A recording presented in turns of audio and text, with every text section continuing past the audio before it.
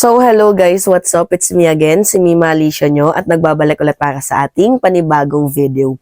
So ngayon nga po mga minamahal, pag-usapan natin itong naging statement ni Senator Bato de la Rosa, which is talagang na-triggered ako mga minamahal kasi you will see naman na hindi talaga siya para sa bayan. So ngayon na tumatakbo siya, re-electionist siya, mga minamahal, hindi na din siya dapat karapat-dapat pang manalo or mabigyan pa ng pwesto kasi hindi naman public service ang ginagawa niya. Bagkus makikita nyo naman sa kanyang statement na talagang asu-asuhan siya, tuta siya ng mga Duterte. So ano pa yung silbi para iboto itong si Senator Bato de la Rosa na in the first place, hindi naman public service ang ginagawa niya. At makikita nyo naman mga minamahal sa mga recent history. Imagine, nung panahon na hinuhuli itong si Kibuloy, ano yung ginawa niya? Nag-conduct ng Senate hearing doon sa Davao. At ano yung sinasabi niya sa Senate hearing na yon? Na you can initiate retreat naman kasi wala naman dyan si Kibuloy. O kung nakinig si General Torre, wala sanang Kibuloy na nahuli ngayon. And after 3 days, kasi ika-13th day yun mga minamahal, nung nag-conduct sila ng hearing. Tapos nung ika-16th day, nahuli itong si Kibuloy. Hindi sumuko itong si General Torre, hinanap niya, hindi siya nakinig sa sinabi ni Bato kahit medyo nakakapanghina naman talaga mga minamahal dahil 2 linggo na hindi pa nakikita na hanap yung kanilang pinupunterya, but still hoping pa din itong si General Torre kasi alam nilang nandoon. Masyado lang talagang pinoprotektahan ng mga malalaking tao. So ngayon na napalabas sa lungga itong si Kibuloy, di ba nahuli? Buti na lang hindi nakinig. Pangalawa, yung ginawa niya kay Morales. Na ang kanilang ang kanilang kinandak na hearing, gumastos lang ang pera ang taong bayan kasi wala naman tayong nakuhang substantial points doon. Wala. Kasi gusto na lang nilang pagmukain na addict itong si PBBM. Even yung St. Luke's, yung mga nandoon nagpapatunay na hindi naman yung totoo. At in the first place, bakit mo binigyan ng platform si Morales? Ito ngayon nakakatawa hindi niya nga kayang ikanta kung sino yung kanyang informant. 'Di ba? Kasi si Morales, siya lang naman yung sinabihan ng informant. Pero, ang dapat ditong questionin is yung informant kasi siya yung nakakita. Pero wala namang informant na tinutukoy. So, paano yun? 'Di ba? Kaya nga sabi ko sa inyo mga minamahal, itong si Senator Bato de la Rosa is literal talagang moro-moro. So ngayon, tingnan nyo tong kanyang statement. Sabi niya, Senator de la Rosa, my loyalty to ex-President Duterte is forever and ever. Kita nyo? Yan ba yung maituturing nating public servant? Yan ba yung maituturing nating nagsiservisyo sa taong bayan? Na yung loyalty ay sa isang politiko? Hindi sa mamamayang Pilipino. Kaya pala, hindi ko masikmura yung kanyang mga statement noon na wala naman daw kasalanan itong si Kibuloy.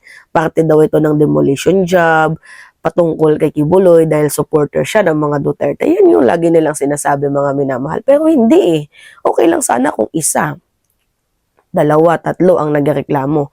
Kaso umabot po mga minamahal ng humigit kumulang 200 women ang biktima po ng sexual exploitation ni Kibuloy. Si Kibuloy pa lamang yun. Hindi pa kasama yung kanyang ibang kabaro. So, did you really get my point mga minamahal? How can we elect someone na wala namang puso para sa taong bayan? Hindi mahal ang Pilipino. Mahal lang ang sarili. Pero ang Pilipino, hindi. So, bibigyan pa ba natin ng tsansa itong si Bato de la Rosa? Kasi sinabi niya na, my loyalty to ex-President Duterte is forever and ever. Kasi mga minamahal, mahirap nga naman talaga na ang kalagayan ngayon ni Bato at ni Bongo. Kasi bakit ba nakilala si Bato at si Bongo? Because of former President Duterte. So we know talaga na yung loyalty ni Bato at yung loyalty ni Bongo is kay Duterte talaga. Kasi si Duterte yung nagpapanalo sa kanila. Si Duterte yung nagpakilala sa kanila. Not unlike kay Tolentino na merong sariling political preferences at hindi naman siya involved sa AJK ni former President Duterte. Kasi mga minamahal, si Tolentino, kaya madaling bumaklas yan. Kasi hindi naman talaga siya naging part ng administration ni Duterte. Yung mga sangkot sa AJK, sangkot sa plunder, ganyan. Hindi. Kumbaga, naging sip-sip tae lang talaga itong si Tolentino para manalo. Sip-sip tae lang siya kay Duterte. Pero, yung kanyang political preference, may sarili siyang opinion. Meron siyang sariling trabaho. At saka bago pa maging senador itong si Tolentino, naging mayor yan.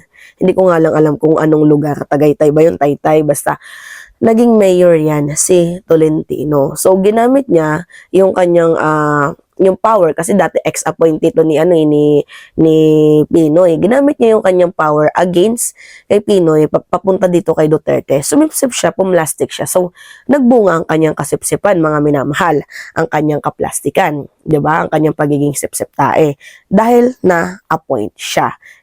Dahil tinulungan siya ni former President Duterte. At isa pa, mga minamahal, maidagdag lang natin na itong si Bato de la Rosa, talagang malulugmok yan kapag iniwan niya nga rin naman itong si former President Duterte. Bakit? Unang-una, si Digong yung nagsalita na about sa AJK, about sa war on drugs, patayin yung dapat patayin. Si Duterte nagsalita. Pero sino ba yung nag-implement? Ang nag-implement nun, walang iba kundi si Bato de la Rosa. So, anytime, pwede din siyang ilaglag ni Duterte. Kasi, pwedeng sabihin ni Digong na, hindi naman ako yung, nag-utos lang ako, pero hindi ako yung nag-implement. Diba? Pwedeng sabihin niya yun, na pwedeng malugmok dito si Bato de la Rosa. So, do or die itong laban ni Bato de la Rosa at ni Bongo. Si Bongo medyo slight na pa yan. Hindi pa talaga nabibigyan ng muka sa AJK. Pero itong si Bato, kasi siya yung naging chief PNP noon eh. So talagang mayroong muka itong si Bato de la Rosa sa implementation ng war on drugs. Kasi si Duterte, sabi niya, matanda na ako eh. Anytime soon, mamamatay na ako. So, alam niya na kahit anong mangyari, hindi na talaga siya mahuli. Yan yung nasa puso ni Digong. Pero hindi, may panahon din yan si Duterte. Pero yung lagi niya sinasabi, matanda na daw siya.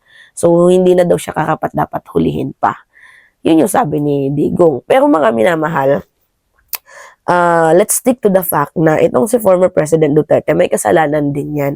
Kasi siya yung nag-utos. Totoo nga, ang nag-implement talaga nun ay si Bato de la Rosa. Kaya hindi pwedeng humiwalay, mga minamahal. Itong si Bato de la Rosa dito kay former President Duterte.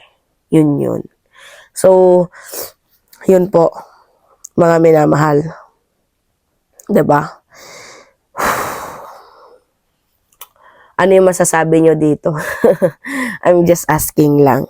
So, by the way, mga minamahal, hindi pa din po bumabalik yung ilaw dito sa amin. Blackout pa din dala nga ng bagyong Christine. Hoping sana na baka mamaya or bukas maibalik na. Kasi grabe din yung bagyong Christine na naranasan namin. Stay safe sa mga taga Batangas kasi kung ano yung naranasan ninyo, naranasan din namin. Ang dami mga nasira din dito sa amin. Nalubog din kami ng baha. To the point na umabot na sa namin dito, mga minamahal, sa bewang namin yung tubig. So, stay safe. So, yung mga din dyan, yung mga LGU, sana tumulong din agad-agad. So, anyway, it's me again, si Mima Alicia nyo. May sipon na akong mga minamahal na lang ng bagyo. It's me again, si Mima Alicia nyo, at nagbabalik ulit para sa ating panibagong video.